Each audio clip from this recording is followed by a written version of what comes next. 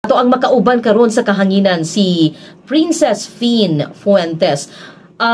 By the way, asa nakuha Finn ang imuhang pangalan? Kay very unique.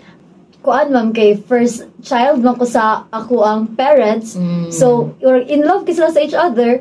Ilahang giname sa ako, kay ilahang initials. F is for Fuentes, E, Eduardo, A, Allison, and Nympha. So, Ay, Nympha imong mama? Yes po. Pwede ang Allison imo ang apelyido sa imong mama? Yes po. Oh, grabe. Murag ang last na kong na-interview diri kay ang iyang pangalan gikuha sa kanang gikas yang ilang kamagulangan kay ikauno man siya.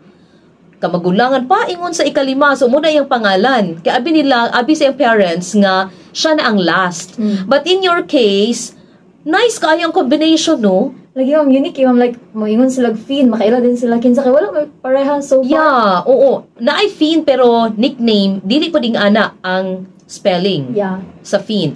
Ang uban kay tungod sa Josephine, so P-H-I-N. Ana. Pero ang imuha kay very unique. Princess. Ang princess, asa po nakuha? Ambot lang lagi anak ma'am kay ang amo nung names tanan sa ako ang siblings kay ga-start gid siya og P tanan. Ako manghod pod karon kay ang sunod sa ako Prince. Ang sunod lalaki. Paul. Oh. So Prince ra gyud? Prince Edward. Prince Edward. Dayon ang next. Paul Edimer, tapos precious name og Fiona Louise, PH nga Fiona. Okay, grabe. Nganong P? Nga wala man, di ba imong papa is Ambot lang nila. O sa imong papa pangalan? Eduardo. So Edward tong ikaduha, no?